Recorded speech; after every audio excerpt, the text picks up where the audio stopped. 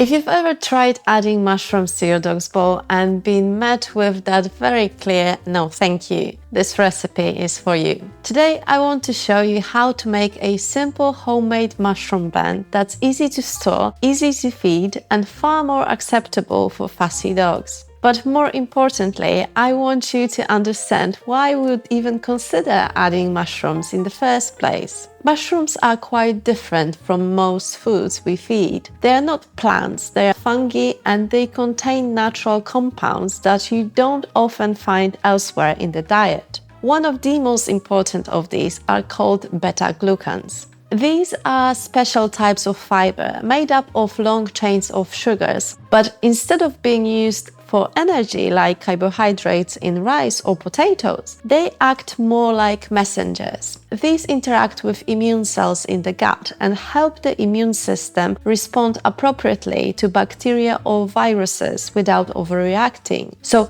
rather than fueling the body like typical carbs, these fibers help guide and balance how the immune system behaves. They also function as prebiotic fibers. Because dogs don't digest these fibers themselves, they reach the large intestine where beneficial bacteria ferment them. This produces short-chain fatty acids like butyrate, which nourish the cells lining the colon and support gut integrity. And since so much of the immune system is connected to the gut, this really matters. Certain mushrooms, like lion's mane, have been studied for additional compounds that might support cognitive function. Others provide antioxidants such as ergothioneine, which helps reduce oxidative stress, which plays a role in aging, joint disease, and chronic inflammation. But here's the good news. You don't need exotic or expensive varieties to get benefits. Everyday mushrooms like white button, chestnut, or portobello absolutely count. They still contain beta-glucans, prebiotic fibers, and antioxidants.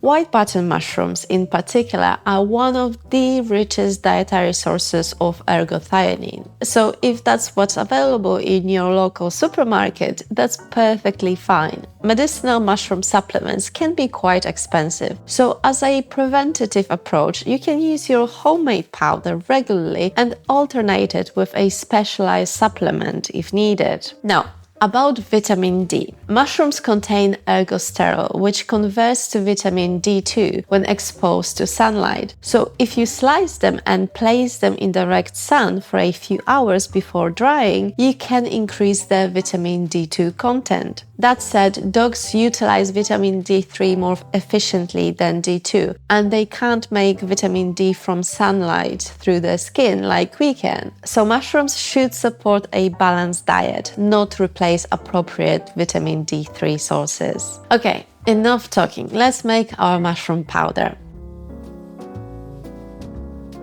Powdering makes a huge difference, especially for fussy eaters. Once blended into food, most dogs won't even notice it. Start with fresh mushrooms. Gently clean them, slice them thinly, and if you'd like to boost vitamin D2, place the slices in direct sunlight for a few hours. Then dry them thoroughly in the dehydrator at 50 degrees Celsius for 8 hours or in the oven on its lowest setting with the door slightly ajar for around 5 hours. Remember, they need to be completely crisp. Once fully dried and cooled, blend into a fine powder and store it in an airtight glass jar in a cool, dry place. When feeding, we are talking about small amounts, a teaspoon per 10 kilos of body weight, introduced gradually. I love adding mushrooms to Benji's bowl. They provide immune-modulating beta-glucans, prebiotic support for the microbiome, antioxidant protection, and additional phytonutrients. All of that in a simple, practical powder. Because sometimes the simplest additions are the ones that make the most long-term difference. Thanks for watching.